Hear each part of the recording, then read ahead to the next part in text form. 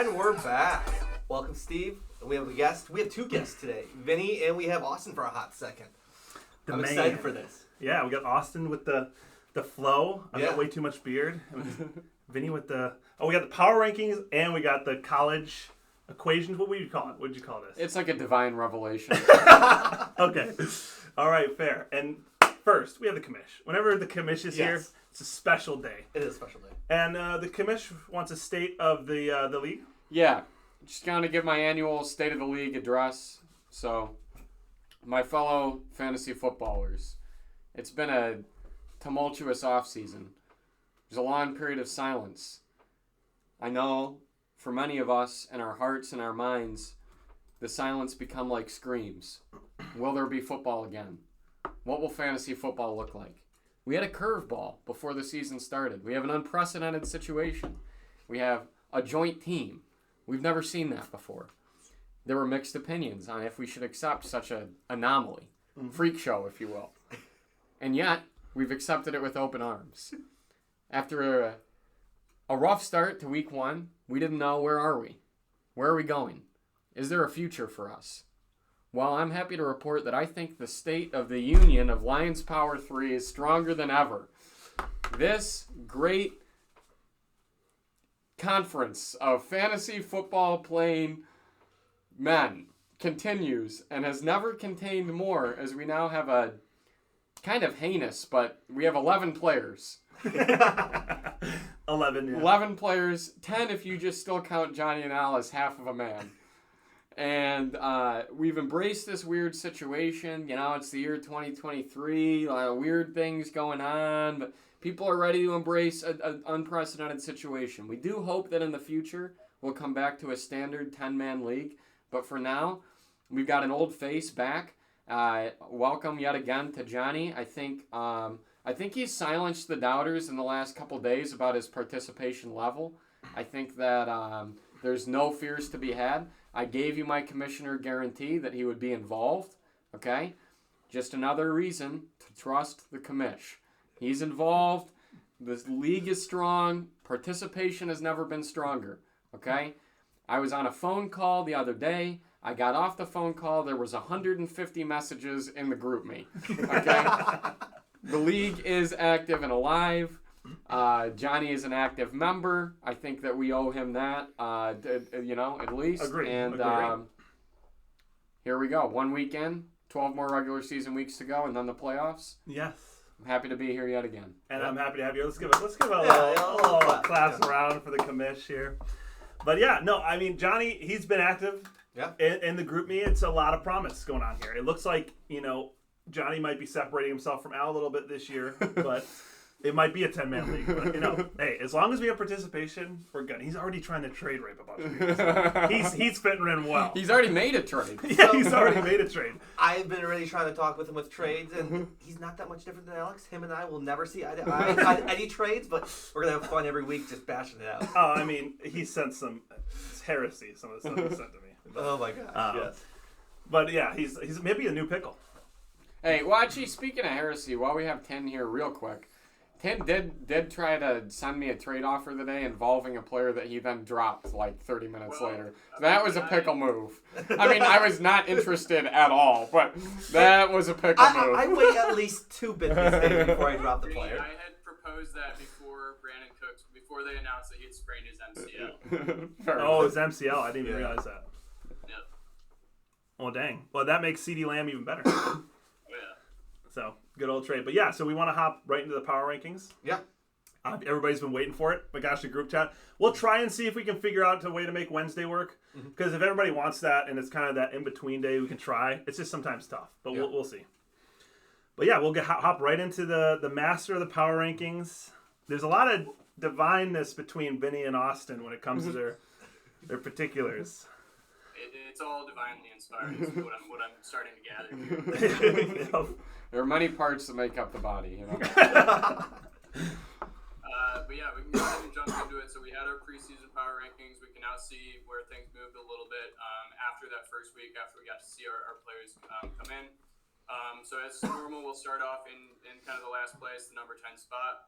We're fortunate to actually have that member of the league with us here today. So, Paul, if you want to pass the torch over to Vinny. I was about to explode there, but I won't argue with it. Just continue on.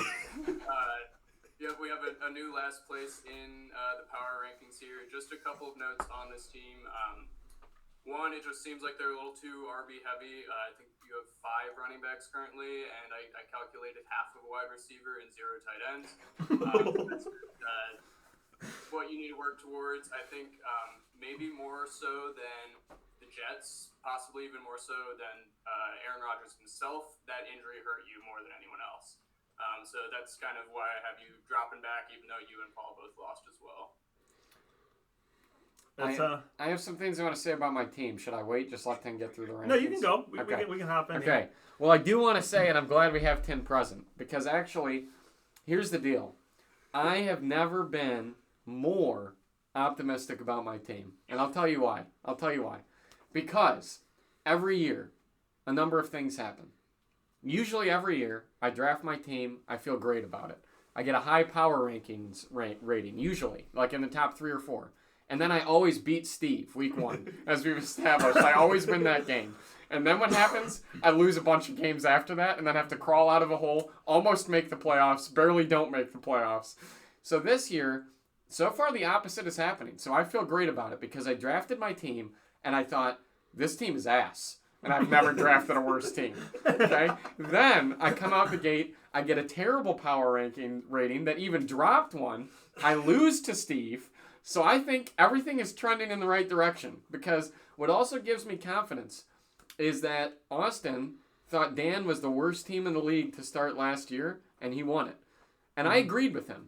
And now I also agree with Austin that I might have the worst team in the league. And so that makes me very optimistic about the future. I will say, heading into Monday night, I felt very good about this whole situation. I actually really did, more legitimately.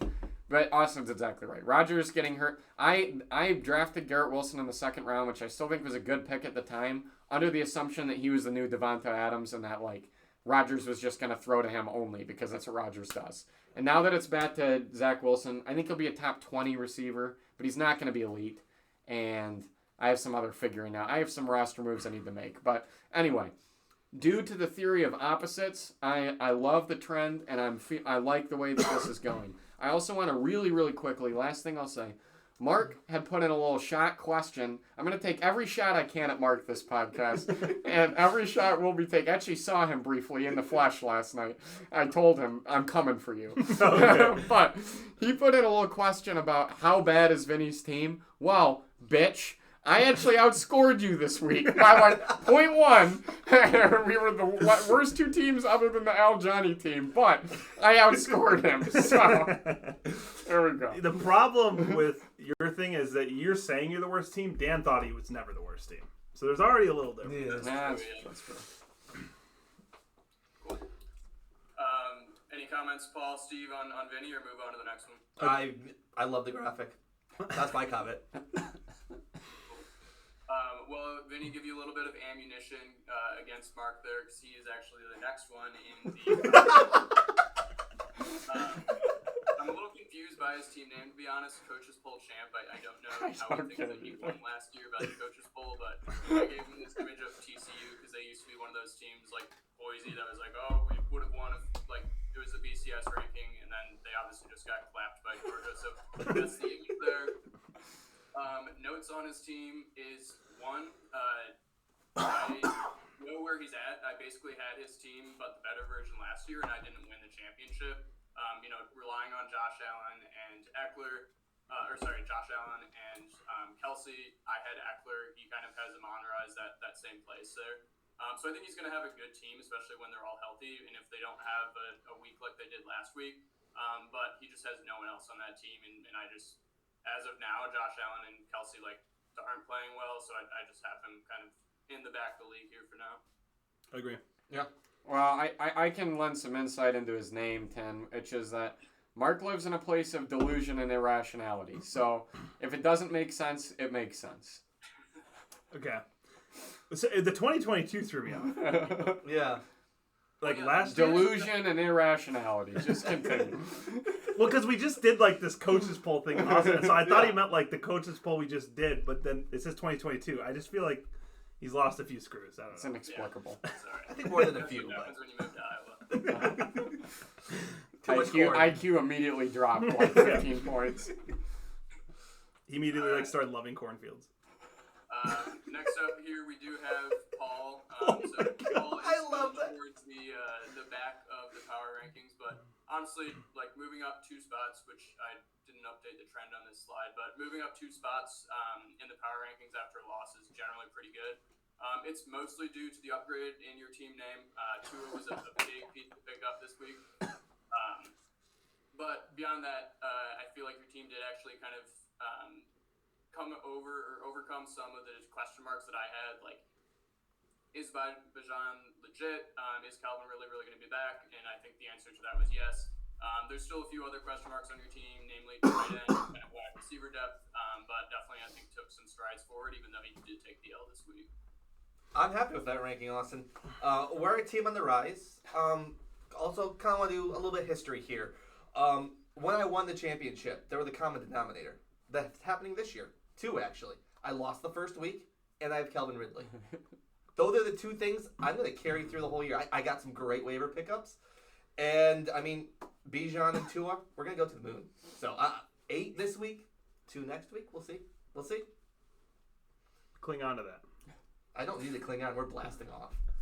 I will say, after week 1, I mean, this year, I feel like there's so many teams in this league that look like they're in a rough spot. I have never seen so many teams where I'm like, whoa, they're in a rough spot. I actually don't think Paul's one of them. So there are a lot of teams that I'm like concerned about. So I have some hope for Paul this year. Cool. Next up, we have Vengeance of the John. And so after a little bit of front office drama, it seems like we may have finally gotten over there and able to continue a little bit further. Notes on this team is that I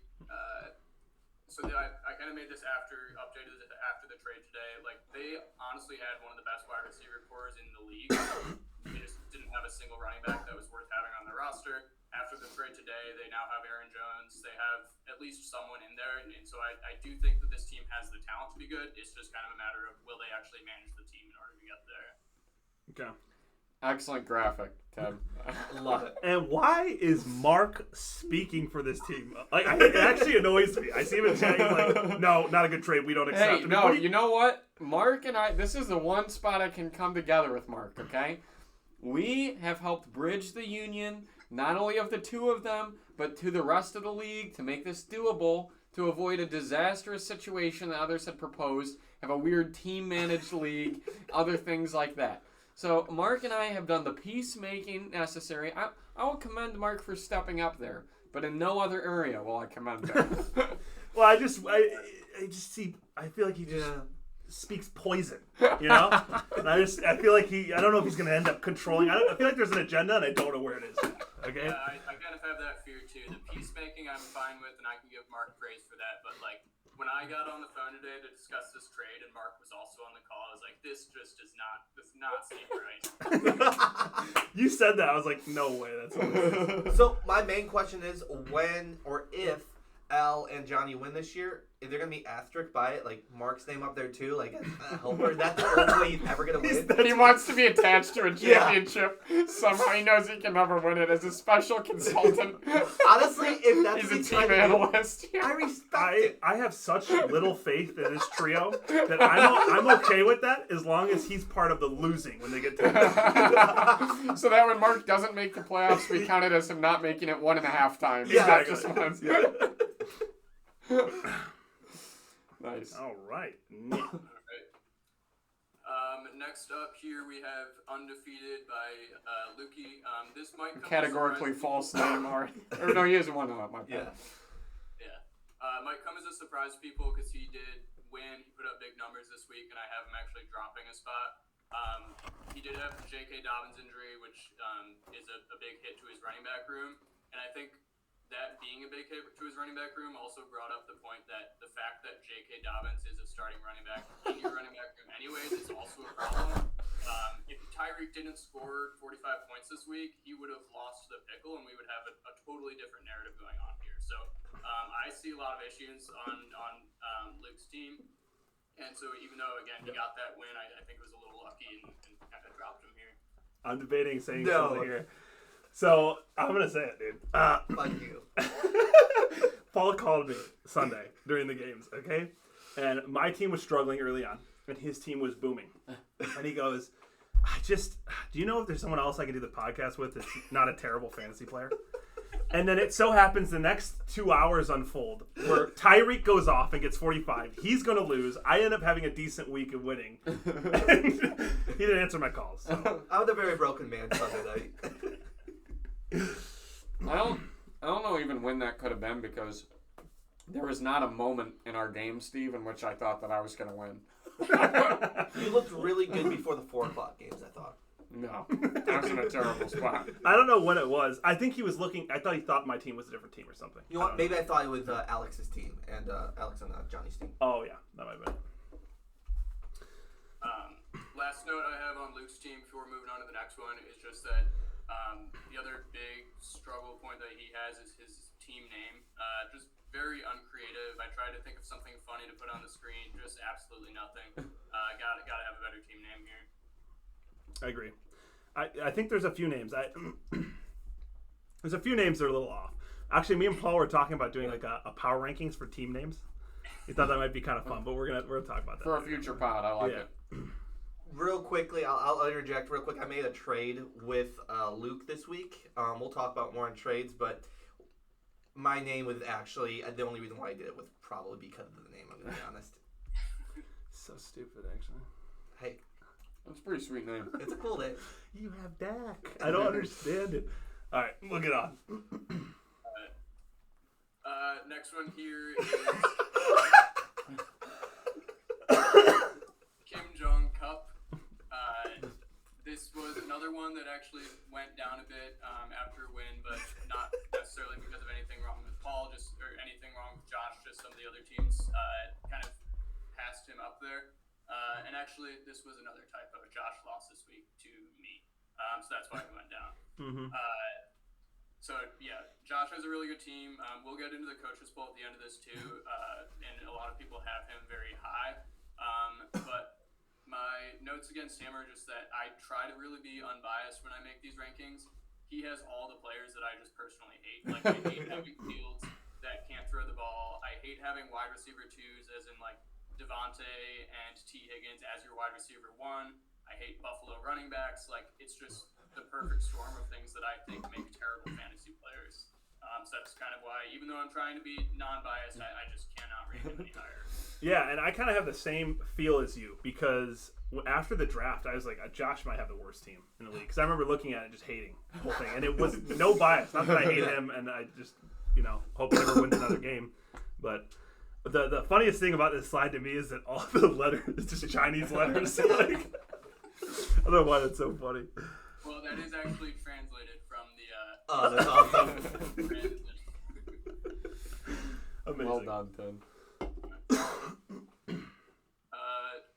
Paul's there. Vinny, Paul, Steve, any thoughts, comments on that ranking or any of the other ones there? Nah, keep her moving. No. I just hope he has 1 or 2 good players to trade me. I'm holding on to that hope.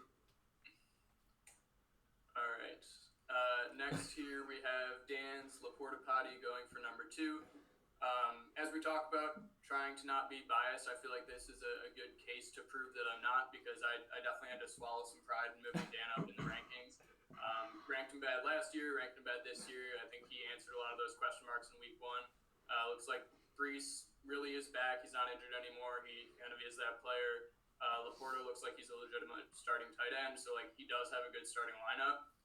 His bench is still very ugly though, so I think there's a lot of injuries that he needs to overcome, that if he does have to go into them, he might get into trouble. But if he uses a starting lineup, I think he's one of the better teams out there right now. Agreed. Yeah. Yeah, I mean, he could be. Yeah, I think he could be. I think it's just like a perfect spot for him. Yeah. I think he did win, and he's got some upside. There's just still so much to learn about these teams.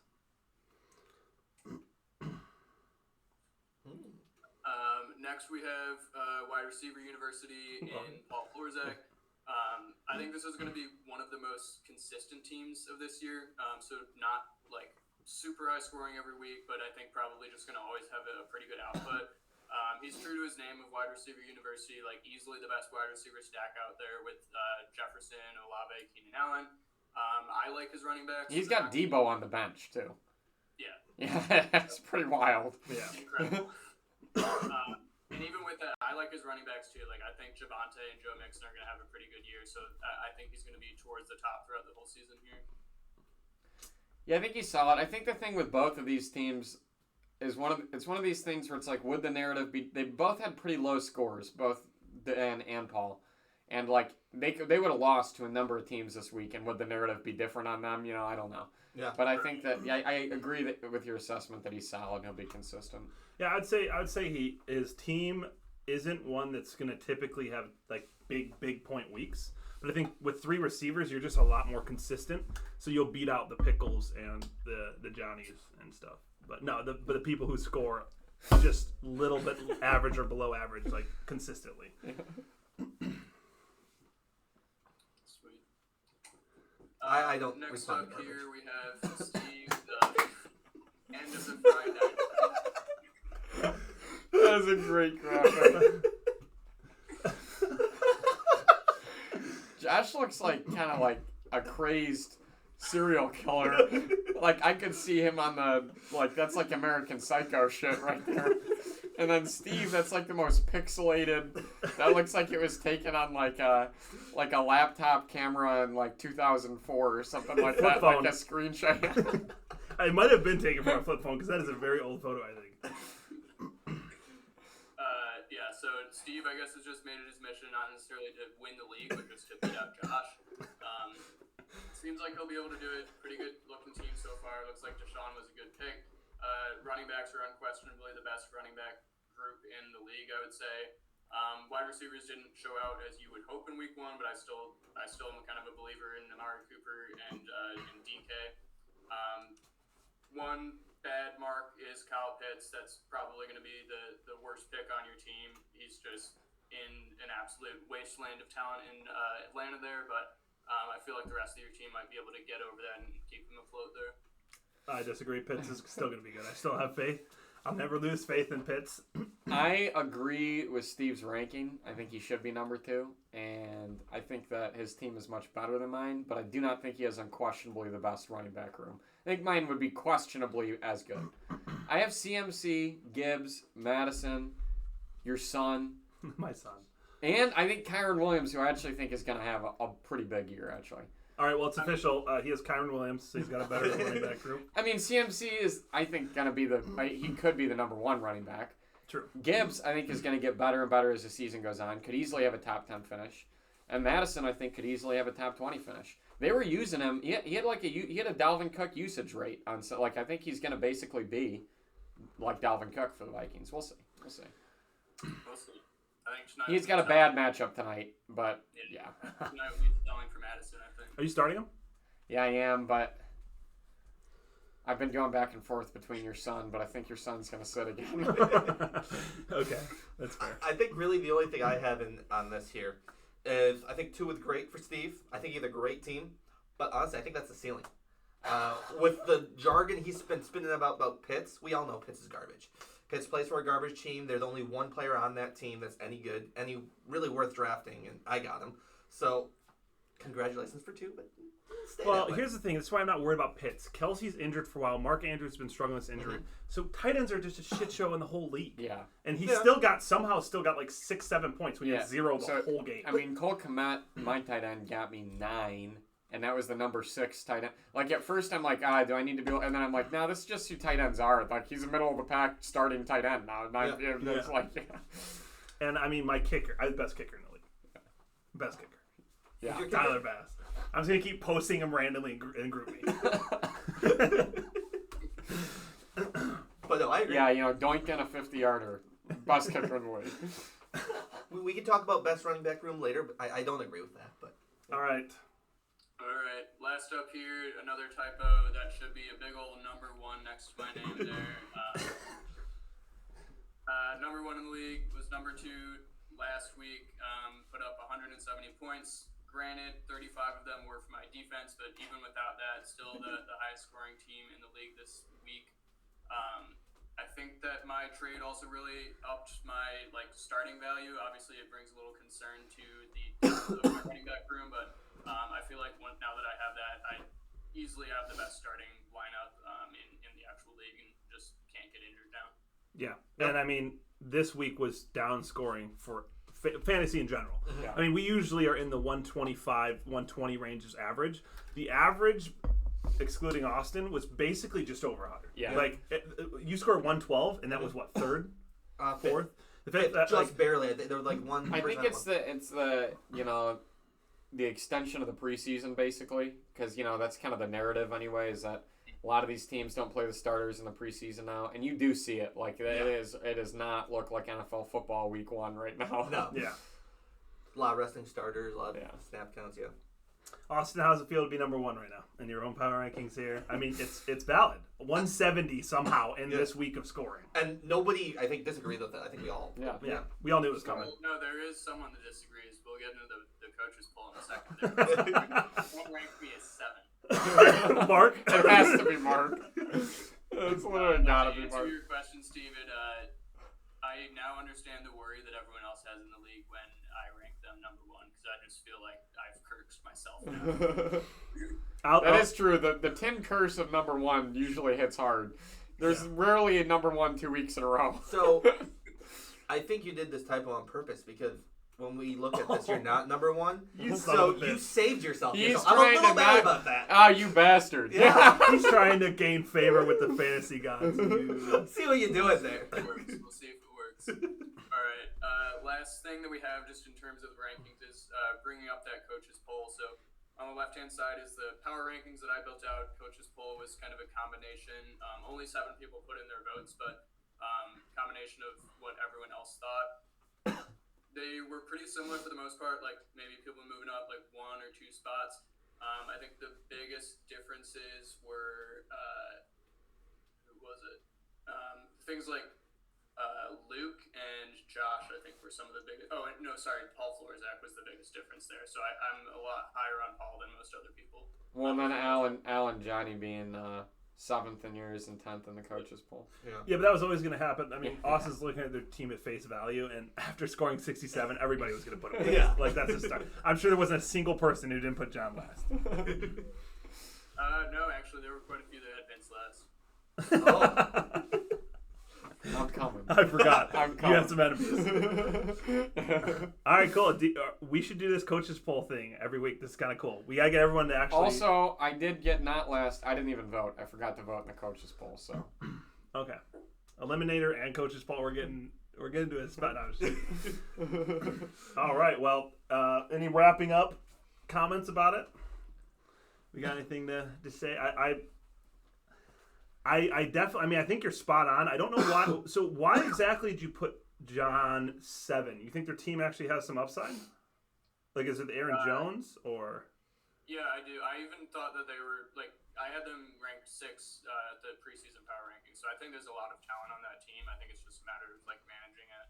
Listen, Jamar Chase is not going to have another week like that, which is another reason I'm optimistic for my team. Joe Burrow is not going to score 3 again. Okay, He had 3 points. Yeah. Thank you. It's crazy. I saw that and I was like, well, you just lose. I had 91 points with a quarterback who got me 3 points and a wide receiver who got me 0. That's part of the reason I'm not actually super concerned. Yeah. True. Yeah. Paul, one thing I didn't have in here, but I have the number of first place votes. That same. Yeah, I know I had 1. Yeah, that same dumbass that had me in 7th also had you as first there. So. So he's outed himself. See, I was trying to protect you and your dignity because I knew you might put yourself at 1 because we all agree, and I wanted to save you from the curse. And I knew no one would pick me at 1, so I was safe. It's fine. I'm thinking of you. All right. I didn't even think about that. Did everybody just put themselves 1? I didn't. Okay. All right. Well, thank you for the power rankings. I think we're going to move on to the Vinny segment. Okay. But we're going to have Austin stay for a quick second. Yeah. We want to have Austin stay for the Vinny segment, and then we want to have a quick starter discussion about something. Yeah. Just to start the case. But so I think our first starter, you can lead it off with the division one, right? Do we want to start with that right now? Yeah, we can start with that real quick. Okay, because I kind of wanted, so we're going to get in a big debate about this divisions, no divisions thing. I kind of wanted Austin and Vinny just to get their opinions out there, why they're for it. Nothing deep, nothing specific. Just get the basis out there, and we'll build on it later. We'll get a court date. I don't have a strong opinion, as I said that. Listen, I'm the commish. I'm ready. I am ready to listen to when you are ready to rebut Austin when Austin's ready to have his manifesto. Okay, so I you're the respectfully judge. disagree. I think we should table this until we're ready to have it out. Okay, that's fine. It's been primed. I think what we should say here is Tin is preparing his manifesto. Mm-hmm. Steve is ready to refute him. And I am ready to, be there with the gavel. Okay. At a future podcast, halfway through the season or something. We got to get you like the white. I need the fucking barristers. Yeah. With the jacket too. Yeah. Exactly. All right, so we'll get into that later. But I guess we'll hop right into Vinny's college divinity. Okay, so as I said, I had a divine revelation. Sometimes things come to me from above, and this is one of those times. Last year, if you recall, it came to me in a dream that are comps for each player and quarterbacks. This year, it was a waking revelation, but it came to me all the same. As a refresher, I'm going to remind people of their quarterbacks. I'm not going to give the reasons. I won't go into all that, but I'll rapid fire remind them of their quarterbacks, and then I'll go to the college and I'll give the reasons for that. So, Austin was Josh Allen. Dan was Jared Goff. Josh was Aaron Rodgers. Steve was Russell Wilson. Luke was Justin Herbert. Pickle was actually Tua, which is funny to see. Divine revelation. Mark was Lamar, mostly to piss him off. Al was Stafford. I was Derek Carr, and then Paul Florzak was Kirk's cousin. So that was the QB comps. If you want the reason again, I can get into that another time. But I gave all the reasons on last year's pod. Let's talk about the here and now. Each of us has a very good college football team comp, and so I am ready to deliver what has been delivered to me to the rest of the league. So first, I'll start off with Paul. Paul Florzak is a little bit of a prophet himself because he actually guessed this, and I'll tell you, I had this Google Doc written down before Paul said anything in the chat. Oh, I know. But he guessed his team. Paul Florzak is Oregon. And I'll tell you why he's Oregon. Oregon has never won a national title. But they're always interesting, and the recent years have been very good. They're kind of fun. They're fascinating. There's a lot of kind of sizzle around the team. They always seem like they could really do something, but they have not been able. They're always around. They're always good, but they've never won a national title. I also feel that, Oregon's a team built on, speed and oftentimes I think Paul tries to embody himself in a fantasy football team, and he puts a bunch of fast players on there, skill guys, and so Paul is Oregon. Yeah. Another one that was gotten right, again, I had this written down. This was not guessed by themselves, but Mark actually guessed Steve's correctly. Ooh. Steve is Nebraska. Are you sure? I'll tell you why. Because Nebraska does have... Listen, it makes sense. Go ahead. Nebraska does have a history of winning, and they have won national titles. Okay. But it is so far back that no one can hardly remember. Okay? And Steve did win Lions Power 1. Okay? He won Lions Power 1, but it's been a long time. And since then, it kind of appears as if he is cursed.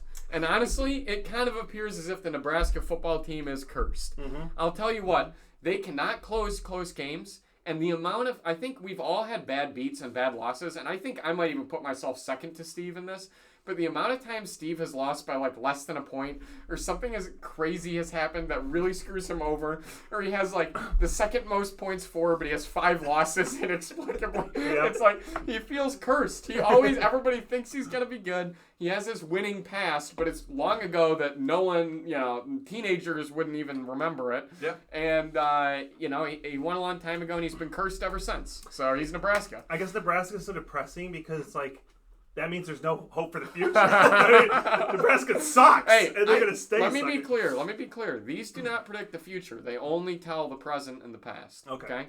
But in our league's history, you are Nebraska. Okay. Okay, Lukey. Lukey is LSU. Okay. And I'll tell you why Lukey is LSU. He's had some winning. He's had some success. He's won a couple titles. But no one, and I mean no one, is angrier all the time, I feel, about fantasy football than Luke. That's true. And no one, and I mean no one, is angrier about college football than LSU. And so they made a great hire, hiring the angriest coach in college football, too, because LSU is always pissed about something.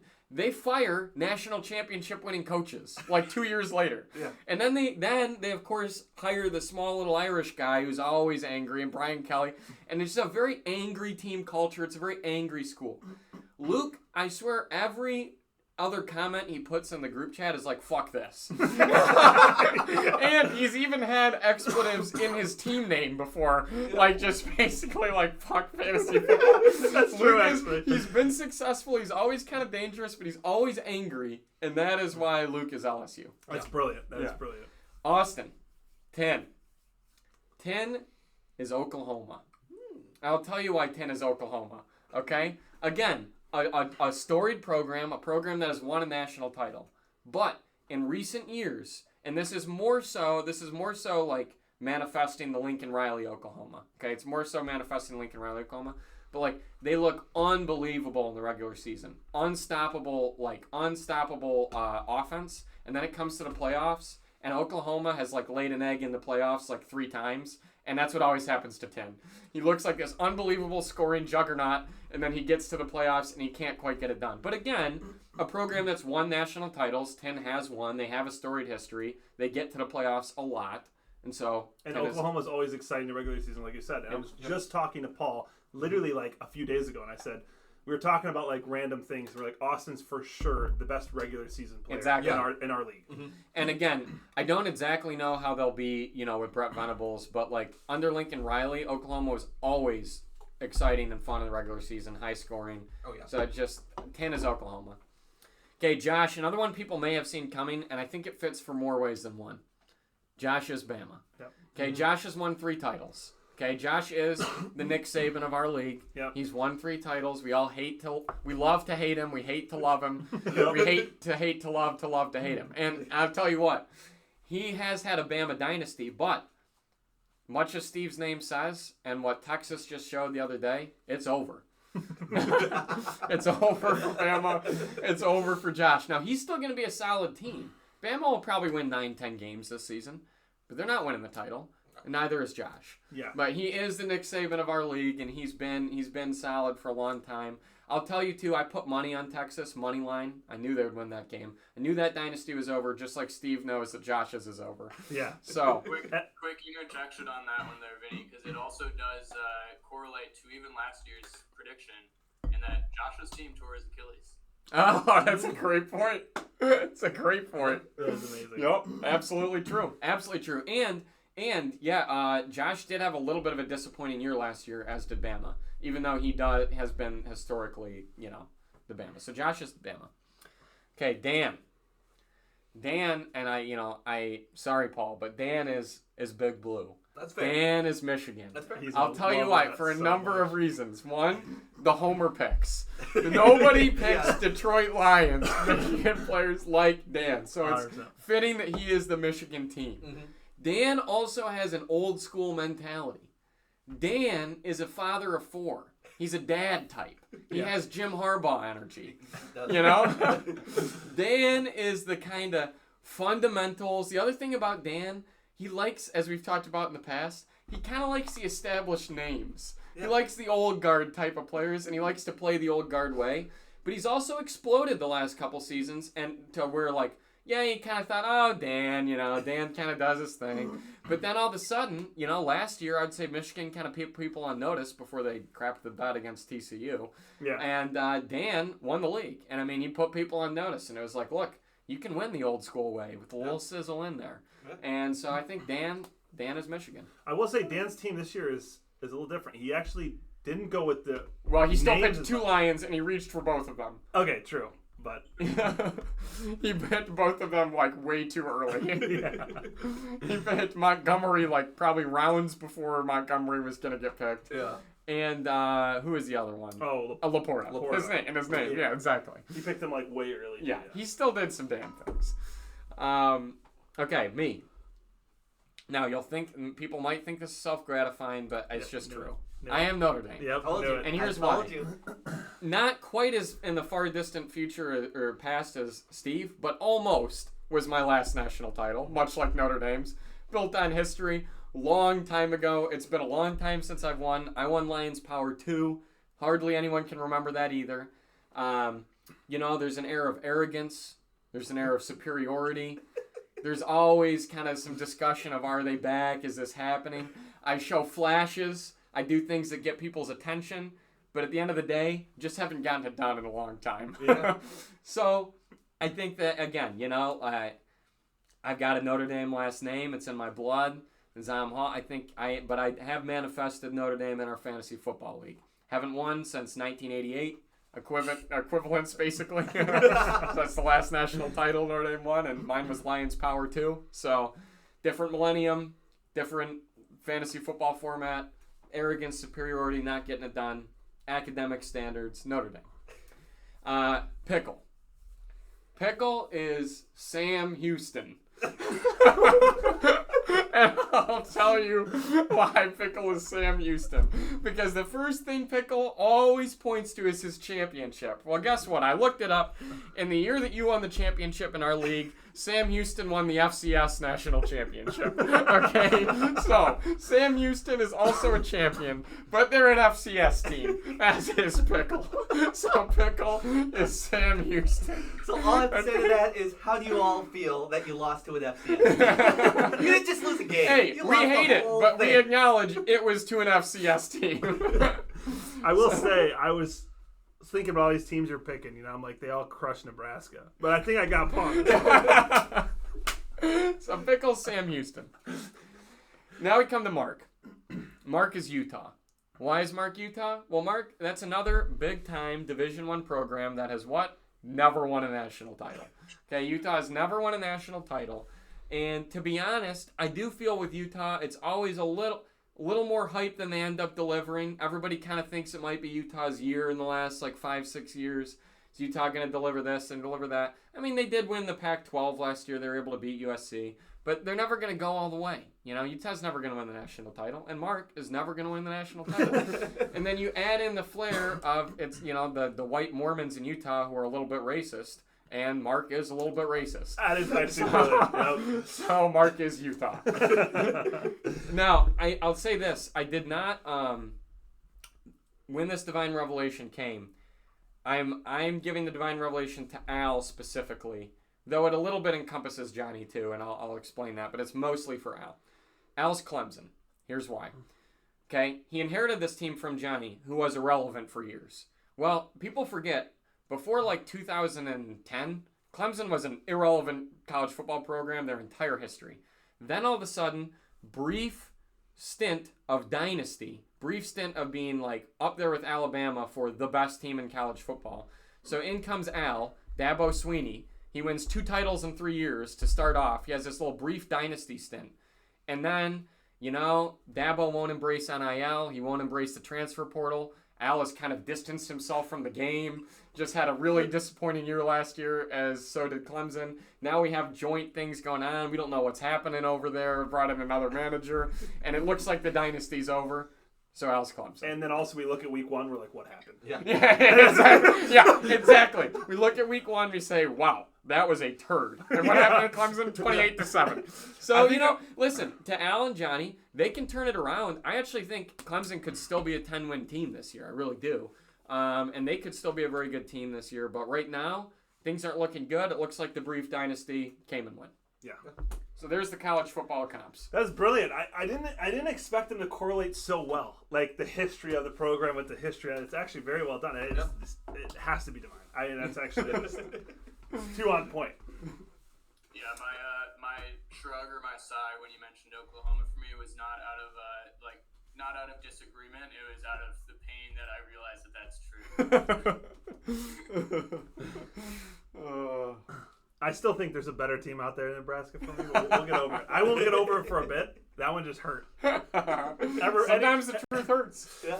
I know, whenever, any time I can remember, Nebraska's been shit my whole life. And they're in a shithole state, shithole colors. Like, no, but it's good. Hey, Mark loves him.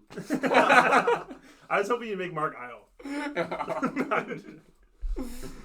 All right. Iowa's won a national title, I believe. That was the problem with them way back when. Oh, okay. I need to look it up again, but I think they have. All right. So the next segment, I think we're going to. I know you're getting it all set up here. So next segment we want to do is more questions here, correct? Yes. Alrighty. Let me pull those questions up. All right. So a couple quick questions because we have the commissioner this week. You're heading out? Yeah. All right, cool. See you, Tin. All right, Tin, we'll see you next week. And then I want to get a plan for who we can get on each week, too, so we can make this easier. And me and Paul are going to be more organized for the future here, so we can have everything better. But Austin, great power rankings. beautiful power rankings. We'll see you next week. Fine revelation, Vinny. Thanks, guy. All right, we are back to the Three Amigos. And actually, what we're going to do is we're going to seamlessly go to a new meeting here in just a second. I like that. We're at 46 minutes right now. Yes. I just left it, and now I'm joining the new one here. And we're just going to look at... here. Yeah, so basically, as we're going through here, I will just ask Vinny some quick questions as soon as I join it. It will be called Pod 2. Got it. But as we're doing that, yes, we do have some questions for the commissioner. All right, I think the first one is, it's more of it's a light one. Hold on, I gotta get back. Go ahead. What is your thought on, we have something for the loser. What is your thought on possibly in the near future getting some kind of plaque or something and getting all of our championships on that plaque? We kind of pass it around. Oh, I think that'd be sweet. Because we're in a cool situation where how many states do we cover now? That would be kind of cool, a traveling trophy. That would be pretty sweet. I gotta ask to join. Sorry. Okay. I like it. I'm for it. I think. I think we should do it. I think it would probably be pretty cheap too. To me, I mean, we have to look into how much all the engraving and stuff would cost, and maybe we just split it. Everybody split it or something like that. I remember it was so funny. It'd be hard to get the money from Paul and Mark since they haven't won, But yeah, I remember it was funny because I know the first trophy that got thrown around was some. Whoa! What is that? Everybody got beat this shelf. Yeah, there we go. Yep. I remember the first trophy was. It was some ridiculous little thing, but one of it said like, "No way, Pickle wins," and he won that year. Yep. Yeah. It's like insane how opposites work in this. Yeah. I don't understand it. Which is why I feel good about being ranked last in the power rankings. Well, we'll see. The last thing is, you're the commissioner. We have some ideas. How do you think we should enforce the punishments? Because we love that idea. How can we move forward and enforce them? I think Steve if you has have a great ideas, idea. I'd love to hear them. Yeah, so I was thinking that, like, it's just so... The way our stages of our lives are, it's kind of hard to get together and do a punishment. We got people doing all this stuff. So I was just thinking, like, have it monetary. Just have it be money. Like, if they lose, it's like $50, $100 goes to the next pot. Yeah. Right? Yeah. Something like that. Something where you don't want to be last. Sure. Right? You're still playing when you're at bottom because you don't want to be last. But not we don't have to have such a time. I could give you this. I mean, we could say the loser this year has got to pay for that placard or that getting that. And if it's somehow exorbitant, like for some reason it's going to cost like over $100 or something, we could do something else. But and if we want to keep the silly punishment or something like that, maybe that's a punishment and you have until the draft the next season, and then or if you don't do it, you just put in that money and it's not going to be crazy. But yeah. No, I like it. I think you're right. The fun punishments are fun and awesome, and I will forever commend you, Paul, for doing it. I gotta say that. For all the shit we give Paul, he did the punishment, and for those that went, it was hilarious and fun, and he gave us that. So well done. Good on you for that. I appreciate that. But I think you're right. Now that we span like 5 states, and like we're men, we have jobs and lives and responsibilities and stuff. It's just doing something like this is much harder to facilitate. If we all lived in the same area, it might be easier, but we don't, and the schedules are hard to figure out. So I agree. I would say I think that the loser this year should at least, pay for the placard. And again, if the engraving is going to be a lot more expensive or something, we can figure that out. But that would be a good start. And then I guess the thing is, do we, for all the other people who lost but haven't done their thing, do we just like try and switch them over to monetary, or do we just give them okay, relief. give them a buyout. I think we could give them a buyout. Well, yeah, because I think we're not going to be able to get that. Exactly. Like, and even if we did, there's not only going to be a few people that can show up, you know? Yeah. And because we don't have a plaque or anything like that, maybe they just pitch in. That's what okay, let's do that. Let's do that. This is an official commissioner decree. If anyone has issues with it, let me know. But I'm issuing an official decree, okay? I say that the Mark and Paul Florzak, who are the ones who are on the hook for the punishments, and this year's loser, are going to go in together. They're going to get this plaque with all the past champions and whoever wins this past year, making sure that there's plenty of space for future champions as well. And so that's going to be the responsibility of those three. Whoever loses this year has to take point on it, making it happen, but then they'll split the cost 3 ways. Okay. That's the decree. So we could actually get a pretty nice one, too. Yeah. All right, cool. I like that. Then the next question is, you cannot choose yourself, but who is winning the championship this year? You know, I have a weird gut feeling about Steve. Okay. Which is why I was saying it doesn't predict the future. Like, Nebraska's kind of cursed. I think he could ditch the curse. We'll see. We'll see. I like Steve's team, and I have a weird gut feeling about him, so if I have to pick someone other than me, and I'm very, very confident that I won't right now anyway. So. And I will say, I've always obviously wanted, like, I want to win really bad this championship. But over the course of the pod's history, which is last year and this year, there is nothing more that makes me just want to win and go on a little dynasty run than this motherfucker constantly saying, because now you even mentioned it in the Nebraska thing, which, I mean, it's evident. But he keeps saying, when was your championship? When was it? Oh, I don't remember. And now it's just like it's become a thing. And it's true. And it's true. And it hurts because it's true. Yes. But you know what also probably hurts is there were 2 leagues before that I wasn't even in, and I've won the championship. And, 2 leagues before? Before I was even in the league, and I've won before you've won. So. 0-1, 1-0. All right, I say it every time. I've said it last year. I'll say it again. When week 7, we'll talk, and you'll have no leg to stand on. Like I said in that one day that we went off on the group chat, I would hate playing you every week because I need a challenge. Okay, well, we need to get back to Vinny here because we're getting a little... Yes. Okay. Steve and I were talking this week just about rivalries in the league. We didn't know. Who is your rival? If you have to pick Mark, one or right? 2. Yeah, it's freaking Mark. Are you kidding me? Mark comes at me with the most baseless accusations always. Always Mark comes at me for stuff. I mean, it is... I hate to get biblical here, but I mean, it is a situation of the guy needing to take the log out of his eye before he takes the speck out of the eye. Mark always comes at me, but Mark has never won shit. And then a perfect example of this stuff that happens all the time. Mark submits how bad is Vinny's team, and then actually scores technically slightly less than me this week, okay? Yeah. And no, my team is bad, Mark, but yours is worse. Exactly. Mark, and he always comes out with these definitive claims. No, absolutely. And it's a cross-divisional thing. I would say that if I had a divisional rival, it would be more like Steve, actually, but it's more like a friendly rivalry. Yeah. It's more like a mutual respect rivalry. It's like when I play him, I hate him, but, I like to see him do well. Mark, I like to see crash and burn. Yeah. Oh, we were looking at that. I forget what they were. We were looking at, you could look at in the stats. You could look at, like, who you've beat the most and who's beat you the most. Mm-hmm. I think the one who's, like, destroyed me is, like, Alex. I think Alex is, like, was it Alex? I don't know who it was. I think it was Al, yeah. Someone has beat... My record is 6-16. Oh, wow. Someone has just destroyed me. I forget who it is. I don't know. It's not Alex. It had to be a division. Someone in the division. Josh. Maybe. I was. You showed me. I was like 12-8 against you or something, but then you just won this past time. Well, let's see if we can find this. Anyway, continue on. And then Steve had one last question then for you about his season.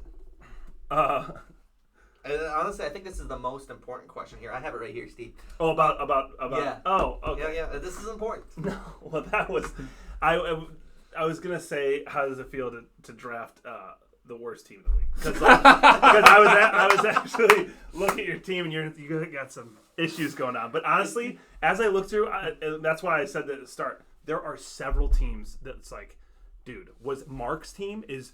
Paul mentioned this. Mark's team is waiver wires on the bench. Yeah. It's all waiver wires, like from this year. It's week 1. He has waiver wires on the bench. I can't even drop anybody because I'm like, well, the waiver wire is garbage. I want to keep my, but no, but it's there's a lot of bad teams, but. So, unless you had any more questions for Vinny, I think let's move on to week 1 and everything. All right, let's get the review. All right. The only problem I have with the statement you made, Steve, is that you didn't do it more emphatically. You cowered at the end. Well, because when I made it, I made that comment as kind of a joke. I wasn't sure if I was going to go with it, but then I was throwing the ball. So.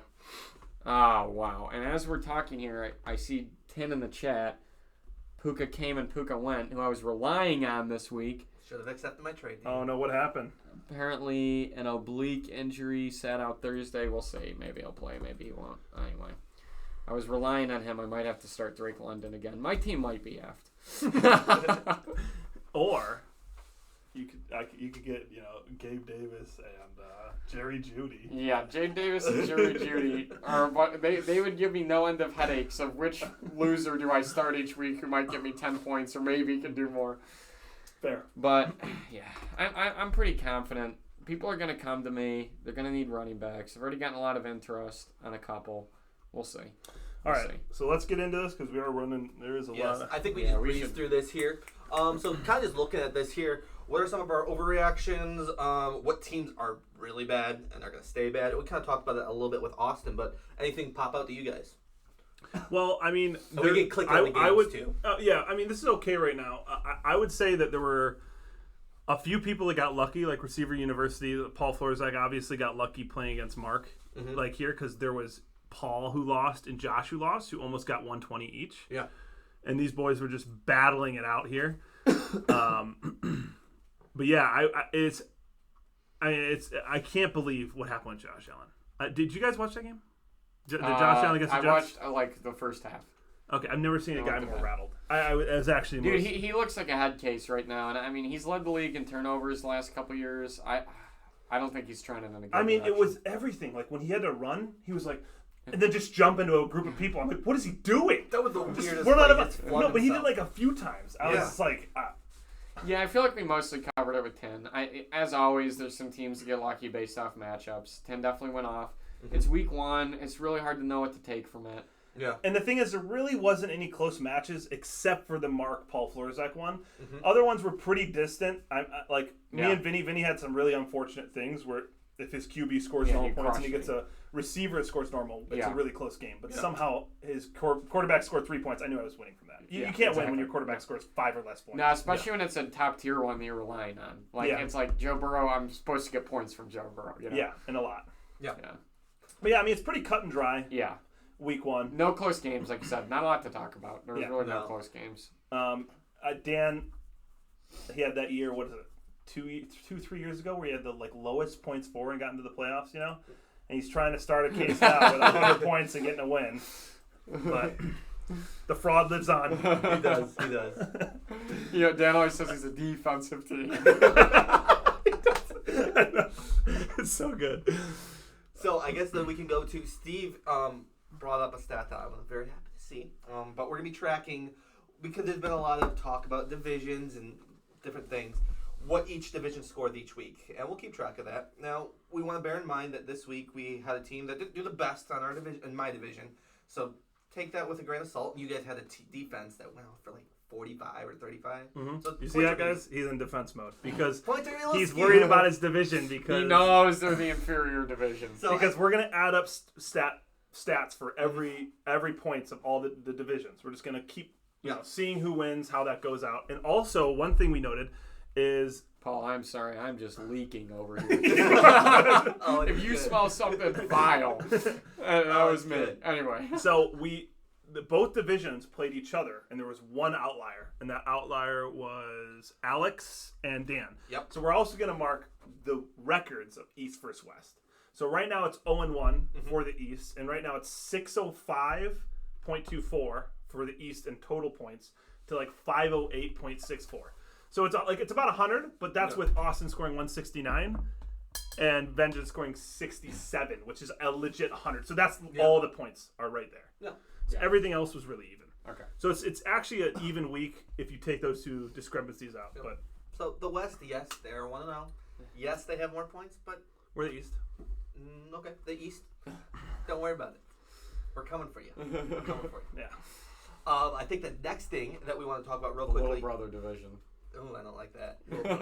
Are some of the trades that happened this week? Oh, yes. Here. I definitely want to get into this. All right. So let's look at some, I think it's recent activity. Also, you know how there's that trade block, right? Yeah. It's gone. There's no trade block anymore. Putting people on the trade block? Well, I don't think that feature. No, it's now they have like a watch list. Because we're going to try to do something where we get people into using the trade block. We go over who's on the trade block, but it's gone now. So, that would have been fun. Yeah, so we're going to try to get people into the trade block and use that a little bit more, but it looks like it's not here. But so it looks like we have had 2 trades happen. Which one do you want to talk about first, Steve? Well, let's go with the one that happened with Paul, the Tua for Pacheco. Yes. I'm curious on your guys' thoughts, because I have some pretty strong thoughts about it. Pacheco for Tua. We all know it's already been discussed. He did it for the name. I sort of respect it in a weird, sick way. But like at face value. I don't think Pacheco is actually going to be that fantasy relevant. I think he's one of those running backs who's probably going to have a floor of like 8 points, a ceiling of like maybe 18 or something on a couple games. If you need a kind of reliable guy to fill in, he's okay. But I don't think he's going to like explode or something like that. So he definitely didn't need Tua. He has Dak. But also the way Tua's playing, he could outperform Dak. Exactly. So let me just put my rationale behind. First off, the reason that had nothing to do with fantasy football, I needed the name, number 1. And that was a very big factor. We'll see if it works out. Number 2, you look at my quarterback room, I had Jared Goff and Dak. Dak laid an egg. Yes, it was rainy. Yes, it was terrible. But Pollard, I think, is the team. I think they're going to run. And then finally, Isaiah Pacheco just didn't look good. Yes, the Lions have one of the best defenses out there in the league. I fully believe that. Well, no, but they ran 3 running backs, Jared McKinnon and CEH, and both didn't look like they were anything way below Pacheco. Yeah, they're gonna do the 3-headed monster again. I think. I drafted Pacheco with the hope him being an RB3, basically that flex, and I don't think he'll get those points. So let's be fair here that it is week 1. Yeah, it is. They do like to throw to McKinnon though. They have started to. Yeah. We don't know how they're going to really play it out. Yeah. So my opinion first off. Last year they did is what I'm saying. Yeah. Anyway. Because I think this was a terrible trade by Paul. And I'm not even trying to attack him. I think there's several things. Yeah. I think Tua's good. I think he's one head injury away from his deathbed. True, as always. But Dak, he says late at night, he goes, he scored 6 points. I'm like, dude, their defense had like 3 defensive touchdowns, and it was raining. They just ran the ball out. Like, there was nothing for Dak he needed to do. They won 40-0. Like, so it was just unfortunate. I think Dak's still a great quarterback. I think Dak will probably end up having more points than Tua, even with the 6 versus 32. Or whatever he scored. Yeah. Pacheco, I just don't believe in Dak that much, though. I honestly don't either. Dak is like a low-tier starting fantasy quarterback. And Tua now has a ceiling to be a really high one for the games he plays. Now, he might get hurt. It's almost an argument to have Dak if you have Tua because he might get hurt. True. I mean, it is solid. I mean, he did have Goff, but I would say that Dak and Tua are definitely on a different level than Goff. And before I made that trade, I had like 6 running backs, too. I had way too many. And, well, the thing about Dak is, like, if you have a good defense, he's going to get the ball a lot more. Like, I actually think that offense can be explosive. I don't know. I still try. Dallas's offense always has big numbers. But the thing about Pacheco, that everybody's out on Pacheco. No one likes him. The thing is, dude, the Chiefs receivers are terrible. True. Mm-hmm. Terrible. They have Kelsey. Pacheco is explosive. He's the most explosive running back. Yeah. So, like, he is a weapon. And I think the Chiefs are going to struggle early, and then they're going to start weaponizing him. I seriously think he's going to become an asset. I don't know when it's going to happen, but he's explosive. And in the playoffs last year, he's huge. Yeah.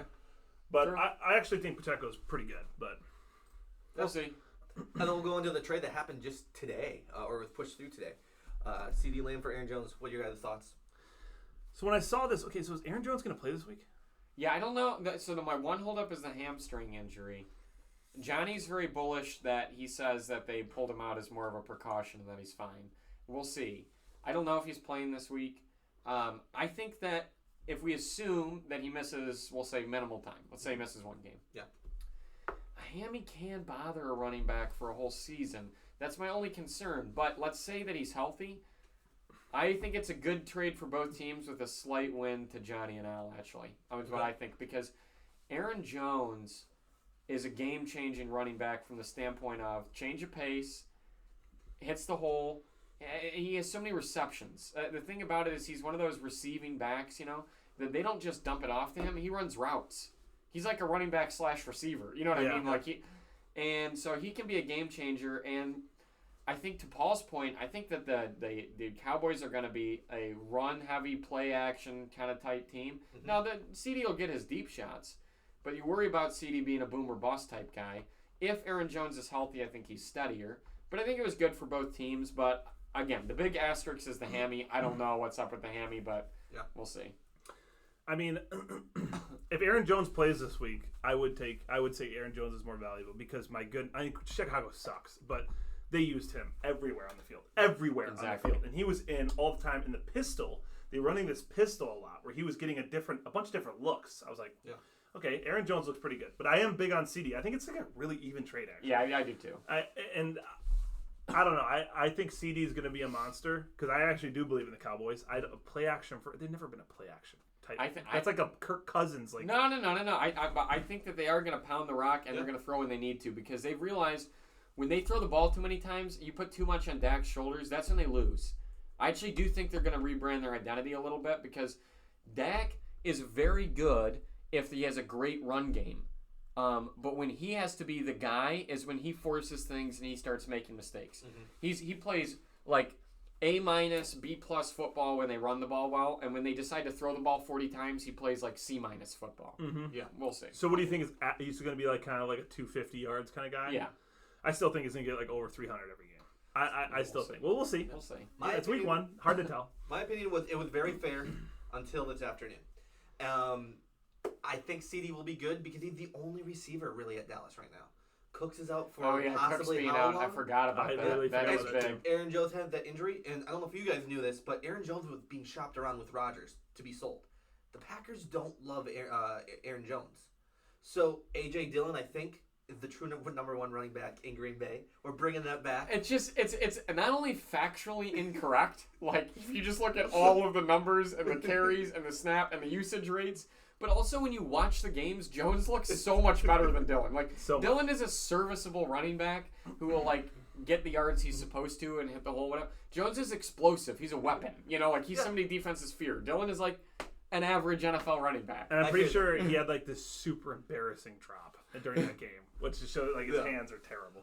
But in all reality, I think CeeDee Lamb had a little bit higher upside. I say that because Dak's my quarterback. Don't quite believe in the throwing. We'll see, but I think he's the only option out there. And Aaron Jones, I think he's just a little too injury prone for me to be relied on, which they need to rely on Aaron Jones. CeeDee Lamb's been injury prone in his time too. So. Yeah, I'm talking about. He has a current injury. That's fair enough. Yeah, I will say if Dallas becomes a team that's like run heavy and they don't throw for a bunch of yards, that is the first like sign that it is the end of the Fry Dynasty because the Fry Dynasty was built on Dallas. Yeah, and if Dallas is falling, I mean there's a correlation there. Yeah. So there was a lot of waiver wire movement. We're getting a little short on time here. So was there anything that popped out to you guys for waiver wire movements here? Let's see if I can pull it out. Well, I freaking loved my pickup of Puka while Kupp is out until this injury today, so that's great. That's rough. So I mean, he got 15 targets. Yeah. 15. Yeah. If he got half of that next week, I would have been happy starting him. But, well, now he's hurt. I will say, I was watching that game, the Rams versus Seattle, and I don't know how. I mean, Stafford found the open guy every single time, but somehow there was nobody in 5 yards of the guys he threw to. Like, there was some... I don't know what was happening on the Seattle DBs, which makes me excited for this Lions week. Yeah. So as we go down here, I really don't see any names that pop out to me. I picked up the Lions D. Yeah, that was nice. And I'm going to hold on to him because, dude, if you looked at the Lions schedule, like it's Atlanta, easy. Carolina, like just a bunch of trash teams. Yeah. Chicago.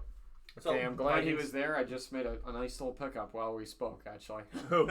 I got Tutu Atwell because if Puka doesn't play... That might be a really good pickup. Tutu Atwell got 8 targets last week. He had 6 receptions for 119 yards. And if Puka doesn't play, then who else is he? I mean, it's Van Jefferson and it's Tutu Atwell. Oh, Tutu Atwell is for Rams? Yeah. Oh, okay. Yep. Go to players real quick. We're going to take a little audible here. Yeah. I wanted to look at press receiver. All right. And then how do you? Because there's like, I just want to look, because I was looking through this. I was like, there's some good, like some solid receivers still here. Yeah.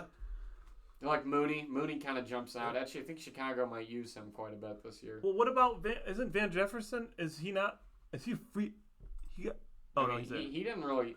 Yeah. So he was the one who didn't get targeted last week. Really, look at that. I mean, well, he still had 6 targets, I guess, but Puka had 15 and Van Jefferson had 8. Yeah, so. but Van Jefferson had huge games when Cup was there. It's weird that it's like this Puka guy, and now it's 2-2, and Van Jefferson's just nowhere to be. Like, I'm sure this is the week he has 25 points. I think it's a slot receiver thing. You know, it's like he's just not ever really the guy kind of thing. But, okay. All right, so next we wanted to get into... Let's move down to just talking about week 2. We'll preview it real quick. Wait, Dan wants to ask a question on the pod. Should we let him in real time? Okay, let's see here. What is the question?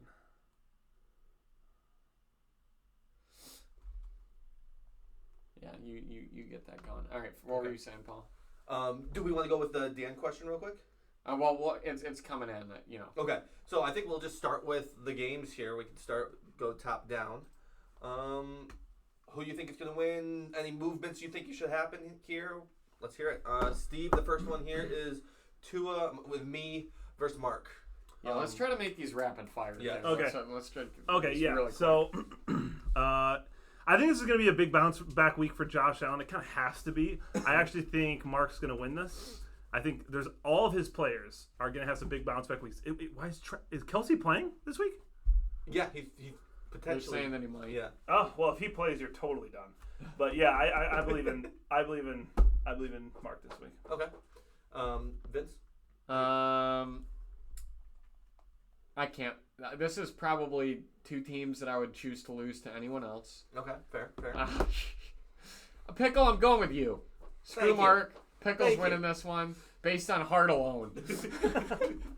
I'm definitely just going to go with myself because I'm going to win. Next game, Luke versus Josh. Wow, looks like Josh already has some big points going on here. Devonta with 8 points. Wow. I'm gonna go with Josh here because I still don't believe in Kittle and I don't believe in Christian Watson. I think they found out a bunch of other ways to throw receivers, and I think those two, and then Pacheco and Pierce, I don't know. You just don't know what you're gonna get from them week in, week out. I'm going Lukey. I think Mahomes has a bounce back week. I think Tyreek Hill keeps it going. I think AJ Brown is a big night tonight, and I think Christian Watson could have a good game too. I'm going Lukey. I'm definitely gonna go Josh here. I'm a believer in Justin Fields. I'm a believer in Tony Pollard. I think those 2 players alone will have huge weeks. I think Josh wins close one, probably by 10 points. Okay. Next game, Dan versus Steve. Vinny first. Let's see here. Let me take a quick look.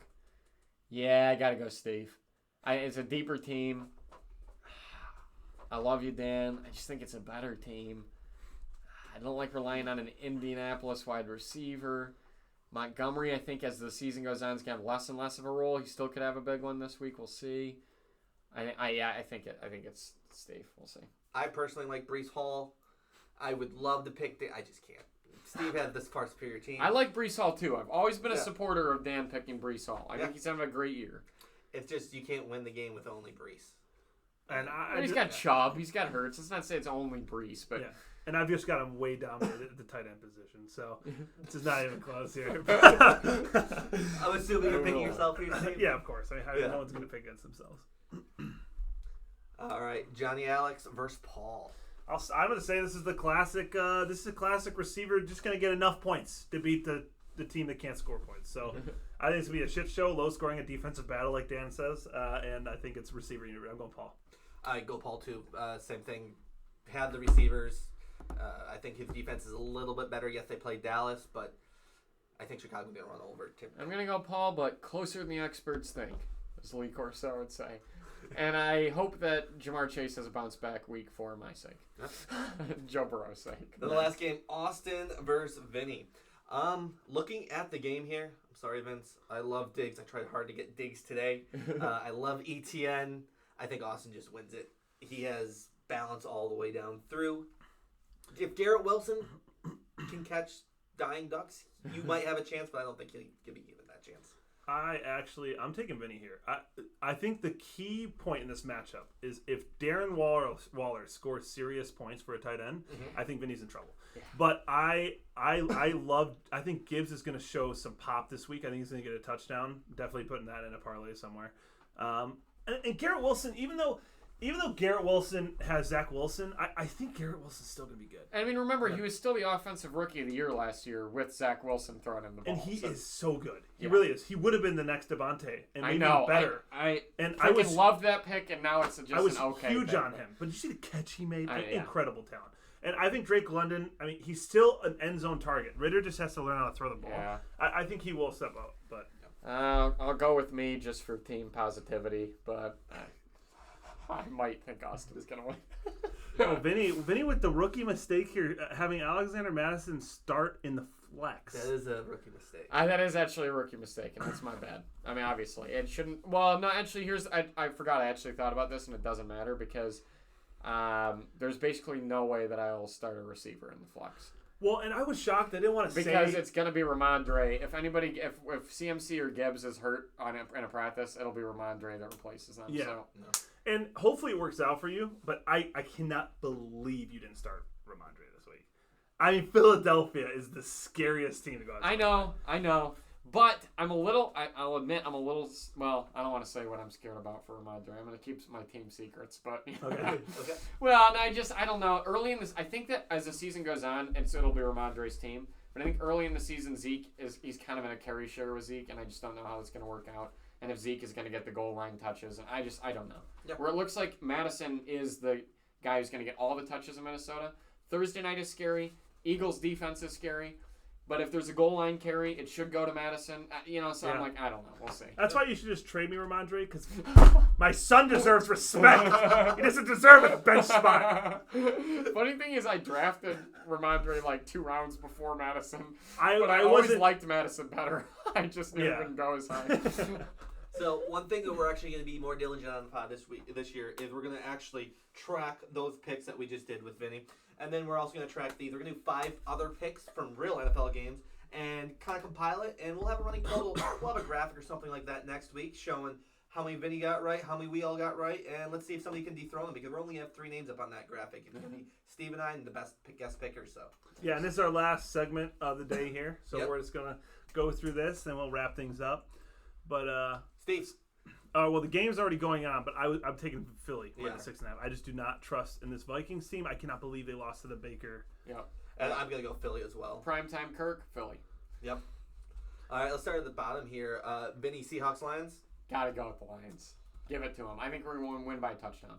I'm going Detroit. I'm going Seattle. I still think Lions are going to win. I don't like that spread. I think there's a garbage time touchdown. I mean, you're up 12 and a touchdown happens, you lose this bet. Yeah. I'm going to take Seahawks with the points.